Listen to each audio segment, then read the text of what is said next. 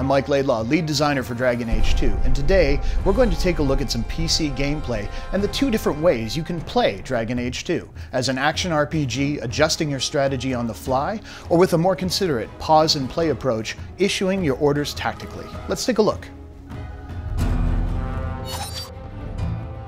So let's take a look at how Dragon Age 2 plays if you tackle it like an action RPG. If you want to play in real time, you can absolutely do so.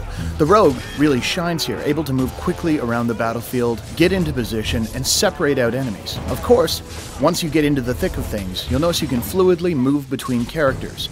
Mages, of course, shine when groups are clustered, while a stealth character can deliver vast amounts of damage from the safety of shadows. And with the enemies torn to pieces, it's just a matter of switching back to Hawke to pick up the stragglers.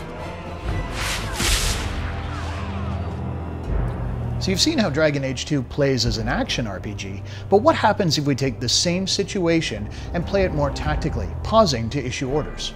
Let's find out. With the game paused, let's take a look at our situation. We have enemies that are going to move forward towards Aveline, our tank, so what we'll do is taunt them to ensure they cluster up around her.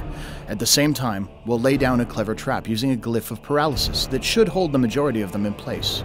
While we're at it, we have two groups of archers in the back, so using both of our rogues, we're going to toss miasmic flasks to stun them, taking them out of the fight for a short period of time as well. The enemy's approaching, they hit the trigger, perfect, they've fallen into our trap like we expected. And now we're able to cut down the back ranks, using our archer to eliminate theirs while they're stunned. The tank, of course, Aveline, can move in and start dishing out damage while the defenses are down on the paralyzed foes. Now that they're gathered up, let's take a look at the situation as it's evolved.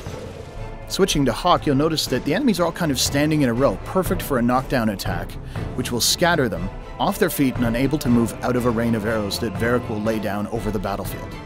And there it is. Now switching back to our mage, we register the enemies are starting to weaken. We're going to use a top-tier mage ability, Firestorm, raining down from the heavens to eliminate the last of our foes. So this is just an example of how a well-coordinated team can deal with an encounter where they're vastly outnumbered. So there you have it. Dragon Age 2 can be played with the smooth, responsive controls of an action RPG, or more tactically, pausing and controlling your actions that way, or of course, any combination of the two. Thanks for watching.